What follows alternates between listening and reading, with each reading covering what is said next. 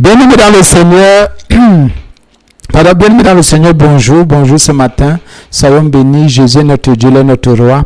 C'est une nouvelle émission de remise en forme. Le Seigneur nous bénit encore, il nous éclaire par sa grâce et pour la gloire de son nom. Il est parfait en nous-mêmes et il est le Dieu qui nous dirige dans tout ce que nous faisons pour la gloire de son nom. Merci Jésus, merci Christ, merci parce que tu es le roi au nom de Jésus. Prends contrôle Saint-Esprit parce que tu es l'onction qui prêche et qui enseigne la bonne nouvelle du royaume. Merci pour tout ce que tu fais. Merci parce que tu nous diriges dans la sainteté de la parole de Dieu. Merci encore parce que tu nous changes, tu nous transformes, tu fais de nous des adorateurs de Christ Jésus, au nom de Jésus, Amen. Bien mes frères et sœurs en Jésus, soyons bénis. Vous qui nous prenez, vous avez certainement remarqué qu'on parle beaucoup de péché parce que le problème de l'homme, c'est le péché, c'est pas autre chose. Le péché, l'homme est insoumis, l'homme est désobéissant à Dieu, l'homme ne veut pas marcher selon les principes de la parole de Dieu, selon les principes de son Créateur. L'homme veut marcher par lui-même, selon ses propres convictions, sa propre force, mais la Bible dit que ce n'est pas possible. Nous qui sommes sur terre, nous qui avons créé, nous ne pouvons pas marcher de nous-mêmes ou par nous-mêmes. Ça jamais, nous ne pouvons marcher que par la parole. La Bible dit que nous ne marchons pas par la vue, mais c'est pas la foi. Dans la foi a une façon de conduire l'homme, de conduire le chrétien, comme les yeux physiques, la vue nous conduit aussi, conduit l'homme physique. Donc, la foi conduit l'homme spirituel et la vue physique, les yeux conduisent l'homme physique. Donc, nous devons comprendre qu'il y a une différence entre l'homme spirituel et l'homme animal ou l'homme charnel. Bien mes frères et sœurs en Jésus, c'est la repentance. La repentance, c'est ce changement radical, ce changement total, ce changement profond de notre mentalité.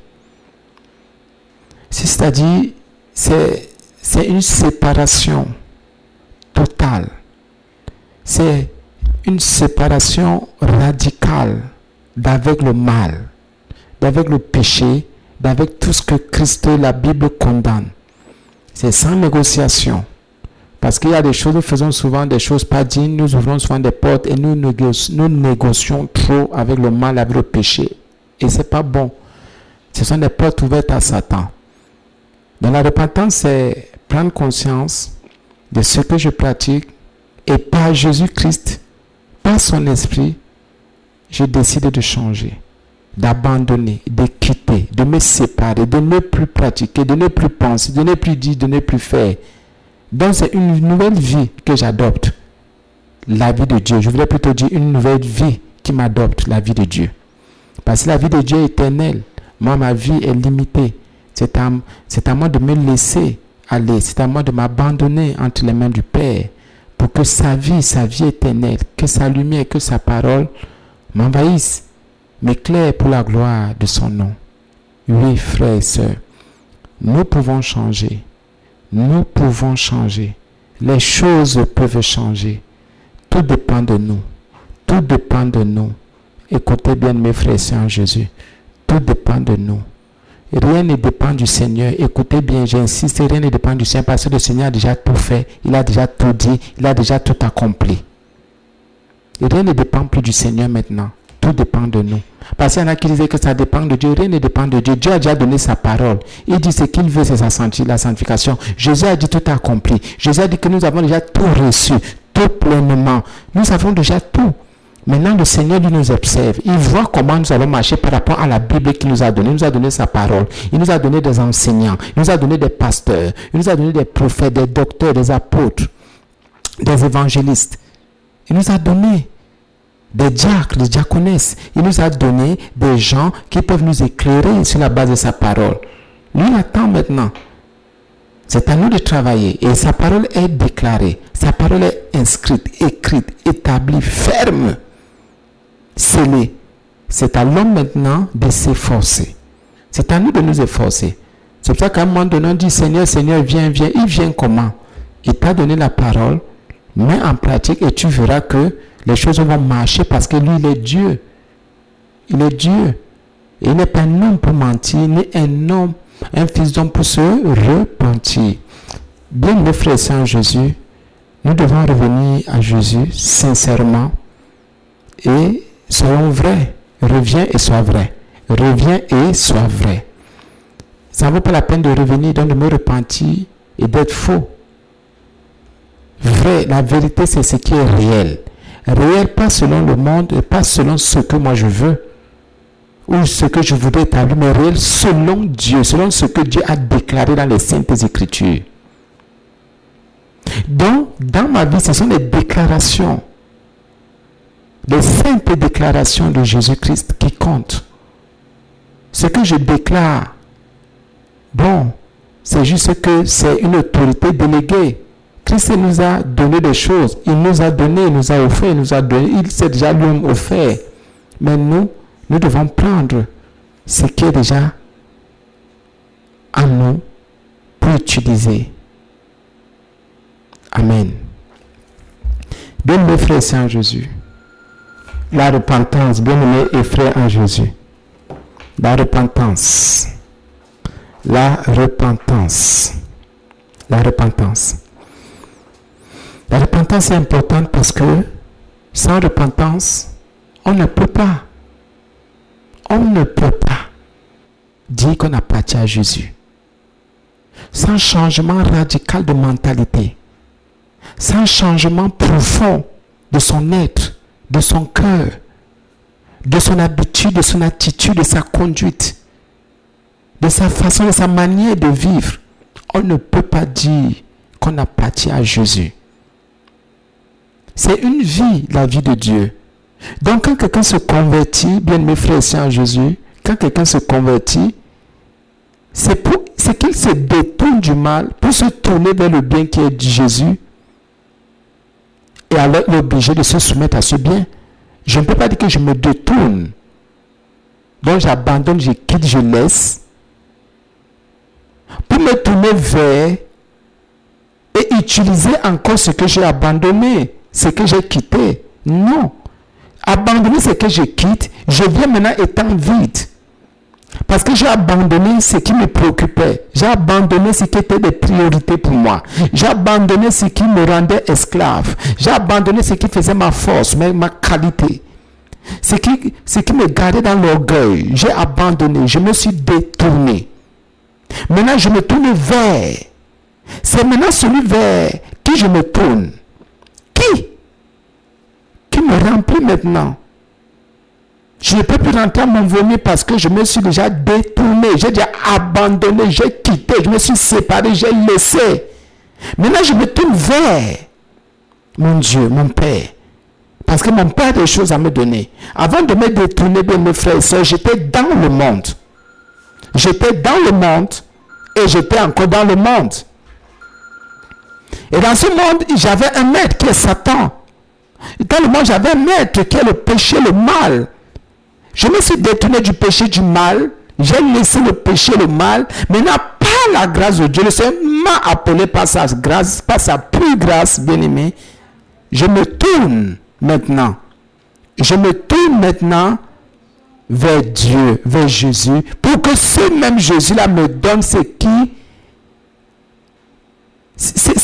Enfin, ce qu'il m'a promis, c'est qu'il promet à tous ses enfants.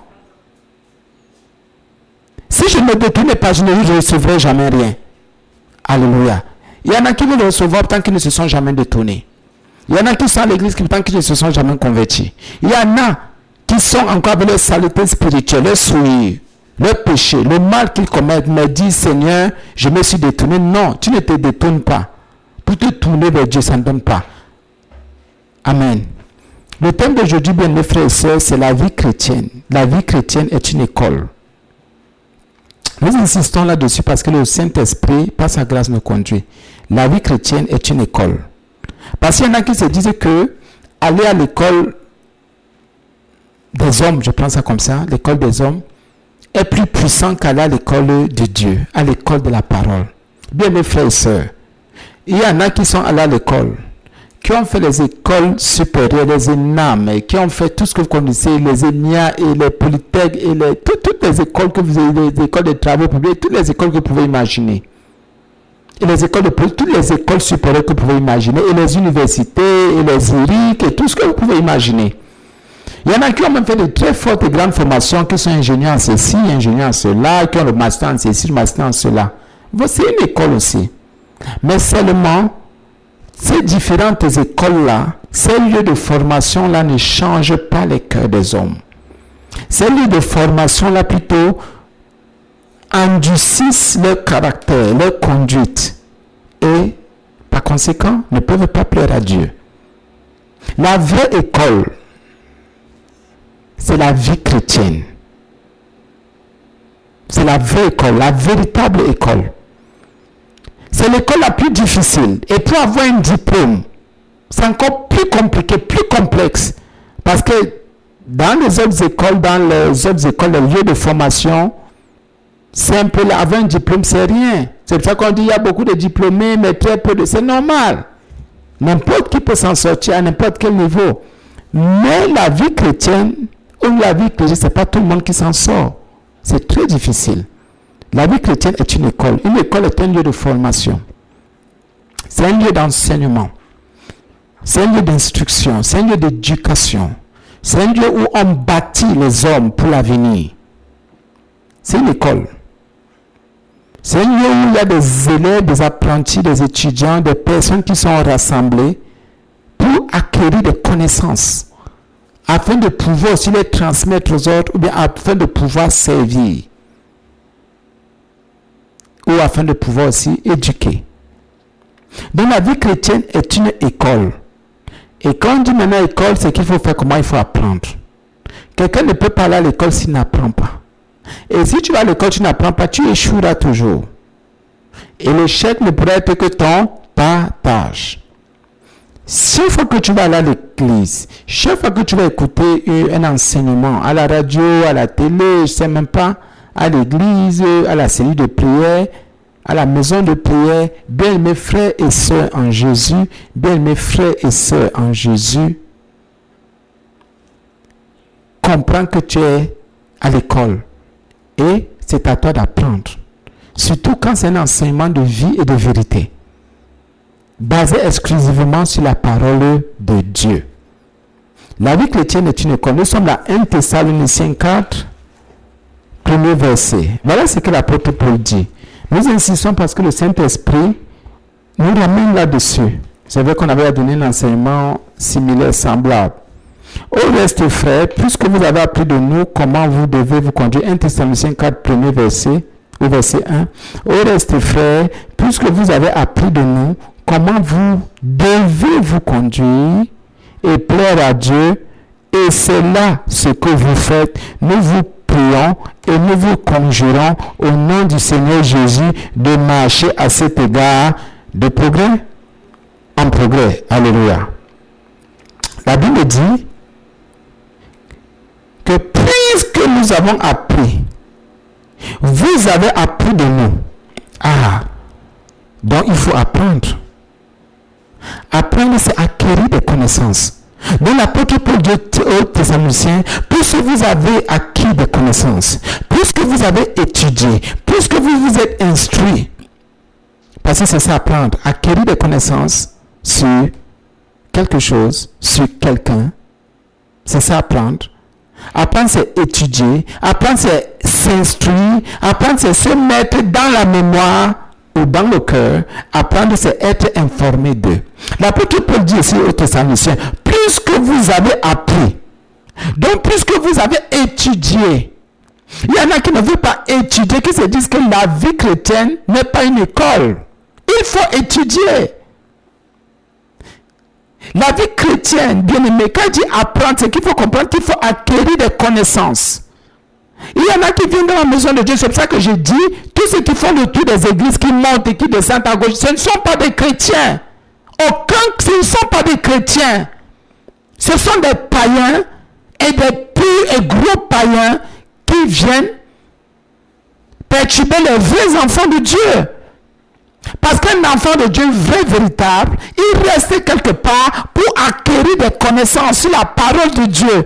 Un vrai enfant de Dieu reconnaît que l'église est une école L'église est une école, l'assemblée est une école, là où il doit acquérir des connaissances sur la vie chrétienne, là où il doit étudier. Il faut qu'il soit formé, il faut qu'il soit instruit.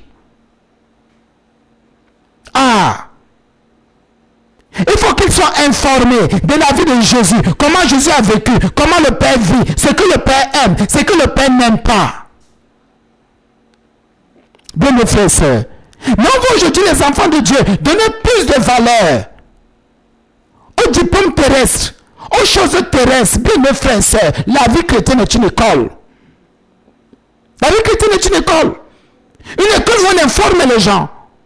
Une école où on forme les gens. Une école où on étudie. L'église est une école. Nos assemblées sont des écoles. C'est Jésus même qui est le directeur. C'est lui qui est le fondateur de cette école. Et il nous enseigne. Et nous devons étudier. Nous devons étudier. Et c'est ce que l'apôtre Paul dit aux Thessaloniciens. Il dit, puisque vous avez appris de nous, oh Jésus, vous avez appris, donc ils ont accepté de se soumettre. Vous avez appris de nous, donc ils ont donné des connaissances. Parce qu'apprendre aussi, c'est donner à quelqu'un la connaissance nécessaire de quelque chose. Ou pour quelque chose. Paul dit, voilà, nous vous avons enseigné. Nous vous devons donner la connaissance. De nous, vous avez étudié. De nous, vous êtes instruits. Vous avez acquis des connaissances. Mais on voit les enfants de Dieu, entre guillemets, enfants de Dieu. Quelqu'un vient à l'église.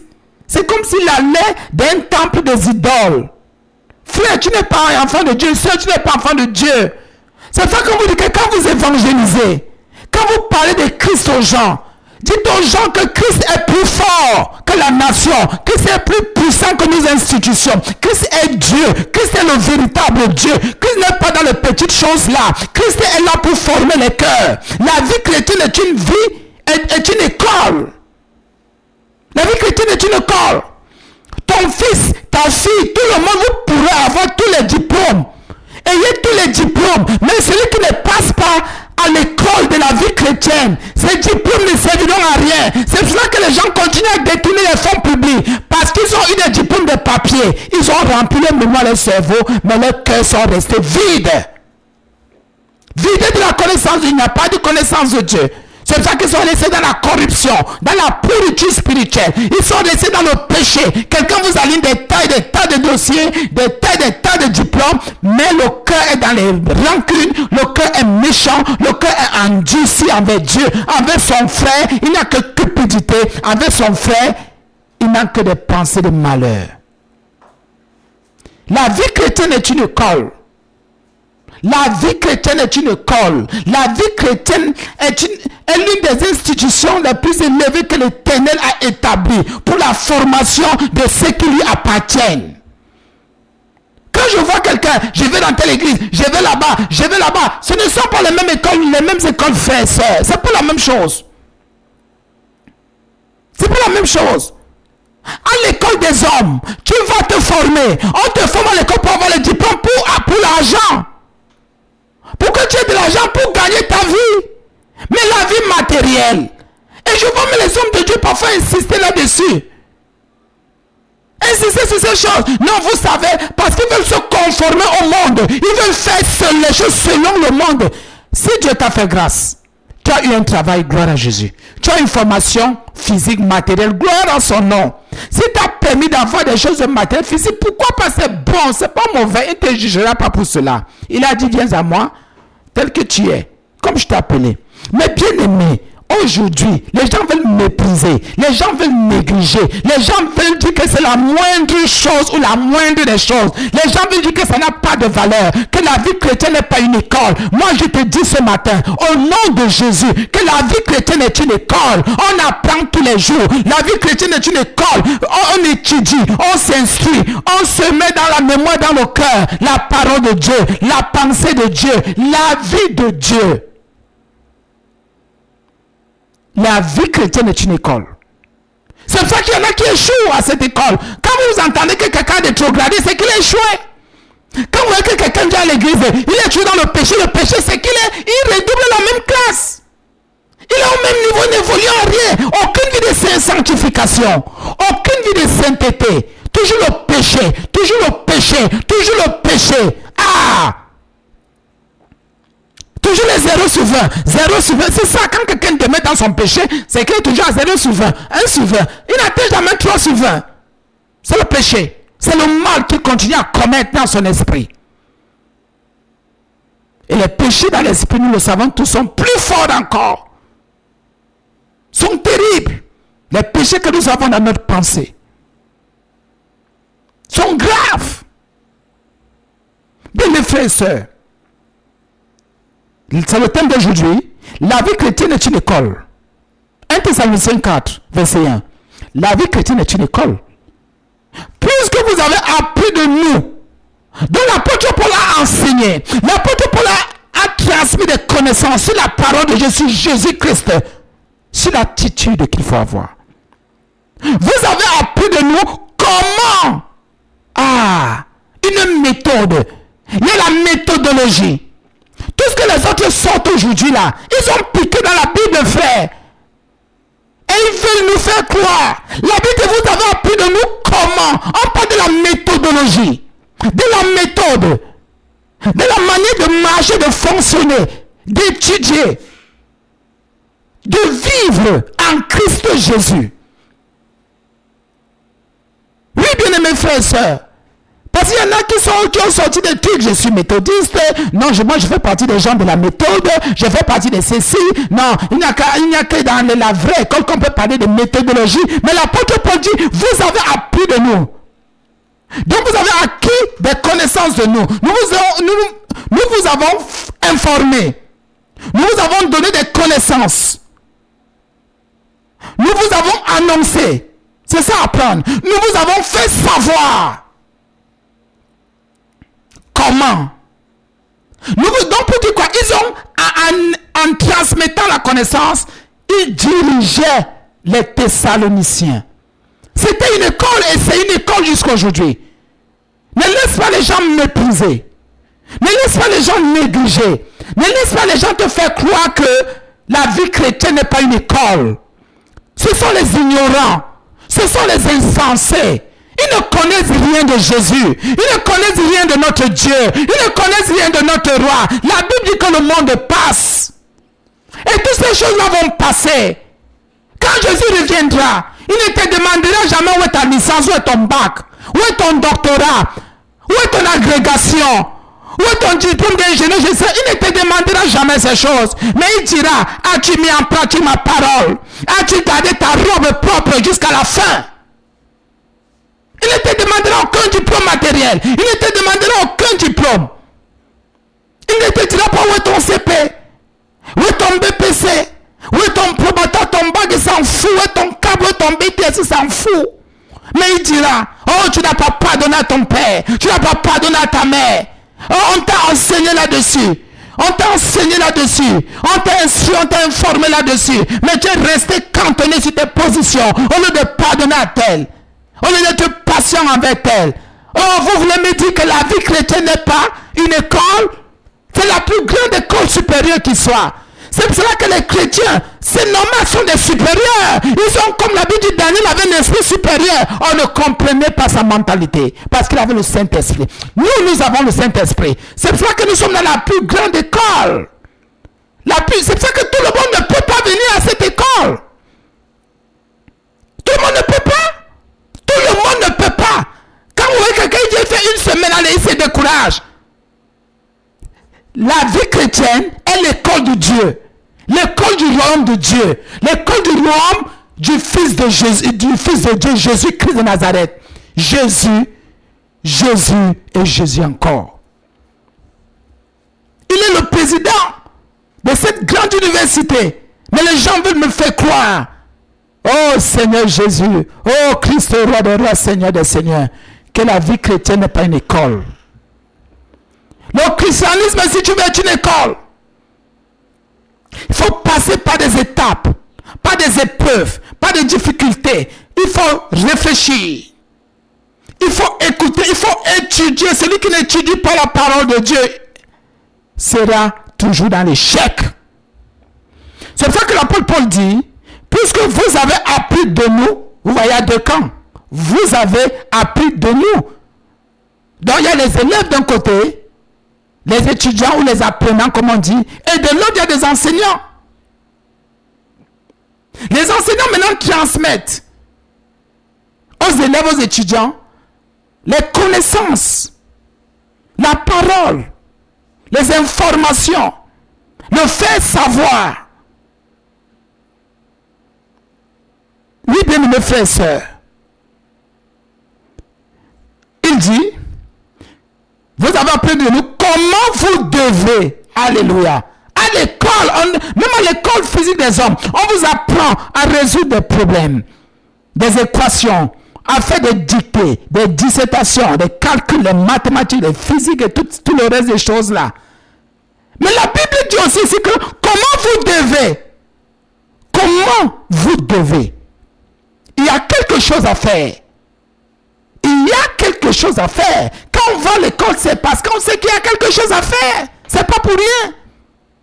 On n'étudie pas pour rien. On n'enseigne pas pour rien. Si on enseigne, c'est parce qu'on sait qu'il y a quelque chose à faire. Si on explique la parole de Dieu, c'est parce qu'on sait qu'il y a quelque chose à faire. Celui qui écoute, c'est pour qu'il prenne, pour qu'il fasse ce qu'il y a à faire. C'est pour qu'il ait l'attitude qu'il faut. Celui qui est enseigné, celui qui reçoit l'information, celui qui reçoit la connaissance, mais ce n'est pas pour rien. L'apôtre Paul continue en disant, comment vous devez vous conduire, alléluia. Vous avez appris de nous comment vous devez vous conduire, alléluia. Voilà l'école alors de la vie chrétienne. On m'apprend, on m'enseigne, on m'explique. On me donne des connaissances pour que je puisse bien me conduire. Voilà une école. Même s'il y a les écoles de conduite d'automobile, les écoles de conduite de manière, de tout ça sont des bêtises. Ça ne change pas le cœur d'un homme. La conduite ici est morale. Elle est spirituelle. Elle est fondée uniquement sur la parole de Dieu, de Christ Jésus. Cette conduite attaque mon cœur directement. Pour que ma mentalité humaine, diabolique, meure et que la parole de Christ demeure. À l'école de la vie chrétienne, la Bible m'enseigne comment me conduire. Comment vous devez vous conduire. Donc la conduite est enseignée. Qu'est-ce qu'on t'a enseigné à l'école? Seulement comment tu devais escroquer, comment tu devais voler, comment tu vas calculer, à un moment donné, tu te rends compte que ça ne te sert à rien. Mais comment te conduire? La conduite, c'est l'attitude. La conduite, c'est le comportement. Ce n'est qu'à l'église. Ce n'est que quand quelqu'un est déjà dans la vie chrétienne qui reçoit ses connaissances. Comment vous devez vous conduire? Comment tu dois te conduire face aux aînés, face au péché, face à la tentation, face à Satan. Mais celui qui n'est pas inscrit dans une école de la vie chrétienne, dans une assemblée, dans une église de vie de vérité, comment changera-t-il son comportement? Comment va-t-il étudier? Comment? C'est pour ça que quelque part la Bible dit qu'il y en a qui préfèrent se donner des fous de docteur. Quand on dit miracle, ils préfèrent le miracle ne peut pas changer ta mentalité, frère. La Bible dit qu'il faut aller à l'école. Vous avez appris de nous comment vous devez vous conduire. On apprend à se conduire. On apprend à avoir un comportement. On va à une école. On nous enseigne comment nous conduire. On ne ment pas. On ne vole pas. On ne fait pas ceci. On ne fait pas cela. Il faut apprendre. Ces choses-là s'apprennent. À la maison, les parents ont dit, eux-mêmes ils ont fait. Le parent dit ne ment pas, mais c'est lui qui te dit d'aller mentir. Il a déjà annulé ce qu'il a fait.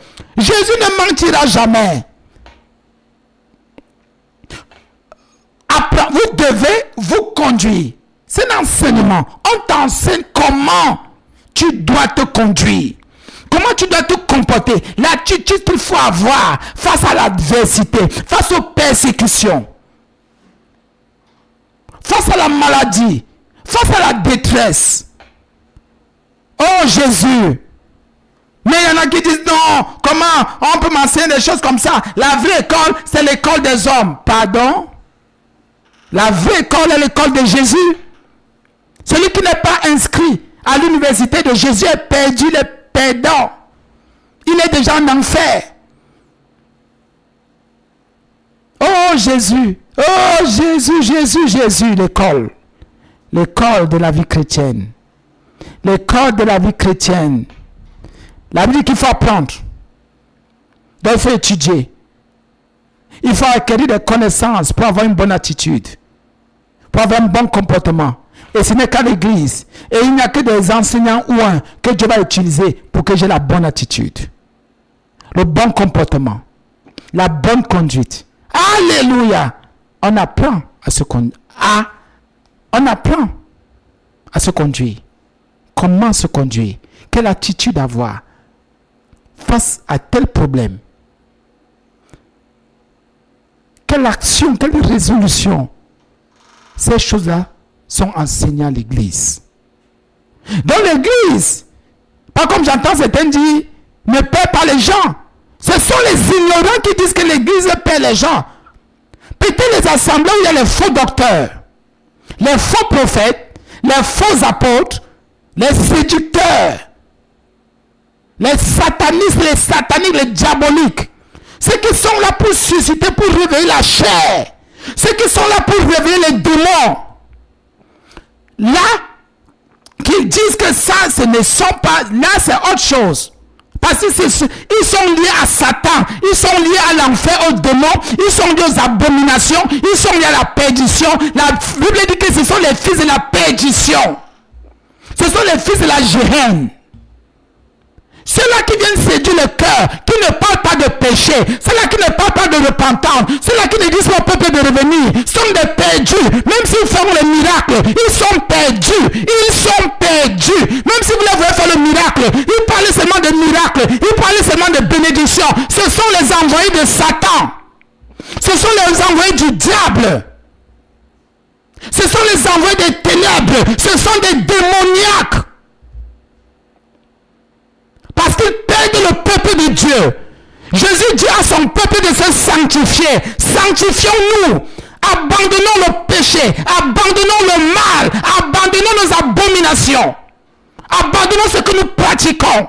Le mal qu'on fait. Abandonnons ces choses. Mais aujourd'hui, les gens se cherchent des fous de docteurs. Les gens qui ne vont pas leur dire de fuir le péché. Ils ne veulent pas de cette école. De la vraie école de Jésus. Il veut la fausse école. Là, on va lui parler de la gloire matérielle. Tu es riche, tu es ceci, tu seras comme ça. Ces gens sont des faux prophètes. Des faux prophètes. Ils vous disent d'aller en paix, autant qu'eux-mêmes n'ont pas la paix de Jésus. Ils vous disent ça va aller, autant qu'eux-mêmes dans leur vie, ils sont dans la confusion. Ils vous disent que le péché n'est pas un problème. Mais le péché est un problème. C'est un mal qui habite en l'homme. Or, la Bible déclare que pour celui qui a cru, le corps du péché déjà détruit a été détruit à la croix pour celui qui a cru, bien entendu. Bien entendu. Bien le frère Saint Jésus, qui t'enseigne et qui te dit quoi? Qui t'enseigne et qui te dit quoi? Qui t'encourage dans le péché. Si tu es en relation avec un homme de Dieu, un pasteur, un serviteur, une servante, qui t'encourage dans le péché, qui t'encourage dans le mal, sache que c'est un sataniste qui a une mission dans ta vie, c'est de te détourner de Jésus. Si tu restes là, c'est que toi tu es enfant enfant de ténèbres. Enfant de ténèbres. Tu ne peux pas être en communion, en alliance. Quelqu'un ne peut pas tenir la Bible, mais il ne te parle pas des défauts de ton cœur. Il ne te parle pas de ton péché. Mais il t'encourage. Je suis comme ça avec mon copain. Hein, et il te laisse et tu continues tous les jours, copain. Et il t'encourage même. Il ne vous dit même pas de vous marier. Il vous met dans les abominations. Après, il va te dire, tu peux venir dormir avec moi. Après, il va te dire, prenons rendez-vous. On peut dormir. Retournons-nous là-bas. Retournons-nous ici. Les abominations. Les gens qui salissent l'école, l'école universitaire, la grande école de formation des vrais disciples de Jésus, qui couchent avec les femmes n'importe comment, qui couchent avec les chrétiens à gauche et à droite, les faux docteurs. La Bible me dit qu'il faut enseigner aux gens comment se conduire. Et c'est ce que Paul a fait à Thessalonique. Il a enseigné aux Thessaloniciens comment ils devaient se conduire, comment ils devaient se comporter. Parce que la vie chrétienne, c'est une nouvelle vie qui m'a accepté, que Christ m'a donné gratuitement, par pure grâce. Oh, c'est une nouvelle vie à ses principes. Il y a une conduite qui est différente de la conduite que j'avais, avec la conduite des bars, du quartier, des intrigues, du commérage, du congossa, des malversations financières. C'est une vie différente. Mais la Bible me dit, il faut apprendre, il faut étudier. Il faut étudier. Pour les païens, priez pour eux. Le païen ne peut pas comprendre ce qu'on dit. C'est un langage. L'apôtre Pierre dit quelque part qu'attention, si quelqu'un ne nous écoute pas, c'est qu'il ne connaît pas Jésus. Mais celui qui nous écoute connaît Jésus. Donc le païen qui n'écoute pas, lui, il est perdu. Laisse le païen précisément pour lui, pour qu'il se repente. Parce qu'en fait, même sans repentir, on ne peut pas comprendre le message qui est transmis, qui est communiqué. C'est pour ça que Paul a dit que si l'évangile n'a pas touché quelqu'un, c'est que lui, il est exclu. C'est qu'il est exclu. Bien, mes frères et sœurs, nous devons étudier. L'apôtre Paul a dit là, 1 Thessaloniciens 4, 1er verset, oh bien ses frères, puisque vous avez appris de nous, donc puisque vous êtes venus à notre école, à l'école de la sainteté, à l'école de l'obéissance à Dieu, à l'école de la soumission, à l'école de la pureté, à l'école où on chasse des soumis, où on se détache de l'idolâtrie, des divisions, des cultes magiques, de la rose-croix, de la franc-maçonnerie. Dans cette école, on dit aux gens de ne pas s'attacher à la chair, ni aux choses de la terre. Il ne faut pas avoir de l'amour pour les choses de la terre. Puisque, oh Jésus, vous avez appris de nous, nous vous avons enseigné, nous vous avons transmis des connaissances. Nous vous avons donné la connaissance nécessaire à ce qui concerne votre vie chrétienne. Comment vous devez vous conduire? Oh, la conduite. Qui t'a enseigné la conduite que tu as là aujourd'hui? La conduite que tu as là, qui t'a enseigné cette conduite? Est-ce le nom de Dieu? Est-ce ton papa, ta maman? Est-ce la nation? Est-ce les diplômes que tu prétends avoir? Est-ce la société? Est-ce ton quartier? Est-ce tes amis? Est-ce tes relations? Qui alors? Qui t'a? Parce que la conduite s'enseigne. On enseigne à quelqu'un comment se conduire. On lui explique. On lui transmet des connaissances. Et lui aussi, il prend, il étudie. Il dit oui, je suis d'accord. Il faut que je garde cet enseignement dans mon cœur. À partir d'aujourd'hui, voilà comment je vais commencer à me conduire, à me comporter. Allez, voilà la vie chrétienne. Voilà la vie chrétienne. Amen. On garde dans notre cœur, on garde dans notre esprit cette réalité éternelle, cette vérité biblique. Alléluia, qui est chrétienne, qui est pure. Bien-aimés frères et sœurs en Jésus, bien-aimés frères et sœurs en Jésus, réveillons-nous. Satan vient avec sa ruse, réveillons-nous. Satan vient avec sa ruse. Le monde est perdu.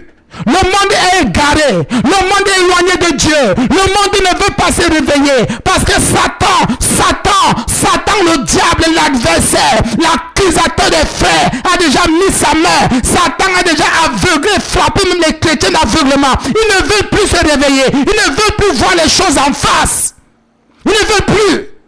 Ils ne veulent plus voir les choses en face. Ils sont déjà aussi dans la séduction des ténèbres. Ils sont dans la séduction des choses du monde. Ce n'est pas bon, frère. Reviens à Jésus. Frère, repens-toi. Frère, repens-toi du mal que tu pratiques. Frère, repens-toi. Ma soeur, toi qui m'écoutes aujourd'hui, reviens à Jésus. Il est le Seigneur, le Sauveur de l'humanité. C'est lui qui nous a sauvés. C'est lui qui est mort à la croix pour nous. Je confesse qu'il est le Dieu de ma vie. Je confesse qu'il est aussi le Dieu de ta vie.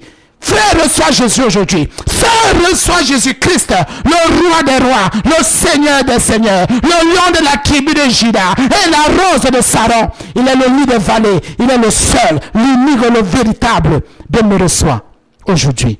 Reçois cet enseignement.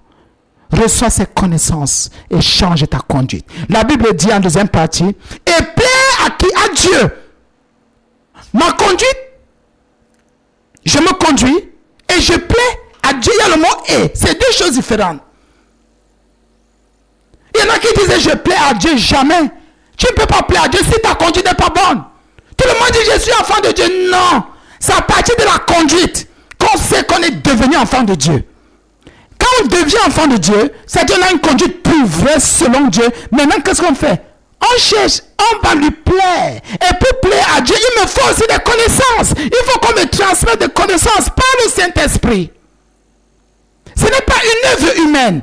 Il n'y a que l'Esprit de Dieu qui sait comment faire pour plaire à Dieu. Et pour cela, il faut venir à l'école de la vie chrétienne. Il faut venir dans une assemblée de vie et de vérité. Là, on va t'enseigner comment tu dois faire pour plaire à Dieu. Ce qu'il faut faire, ce qu'il faut abandonner et comment il faut voir les choses. Parce que la Bible dit qu'il n'y a que l'Esprit de Dieu pour sonder les profondeurs de Dieu. Donc pour plaire à Dieu, il n'y a que l'Esprit de Dieu pour nous conduire. Donc pour être agréable à Dieu, il n'y a que son esprit. C'est tout. C'est tout. La Bible dit donc, en dehors de la conduite, il y a aussi le plaisir de Dieu, donc plaire à Dieu. Parce que la Bible dit dans 1 Thessaloniciens 4, verset 1, et. Donc, la conduite avant et plaire à Dieu après. Tu ne peux pas dire que tu plais à Dieu si ta conduite est humaine. Tu es dans le péché, tu es dans le mal. Je ne sais pas si je plais à Dieu. Attention, arrête de te poser cette question. Je ne sais même pas si je plais à Dieu. Je plais à Dieu, homme de Dieu. Femme de Dieu, je plais à Dieu. Je plais à Dieu, frère. Je plais à Dieu. Regarde d'abord ta conduite. D'abord ta conduite. Ta conduite est déjà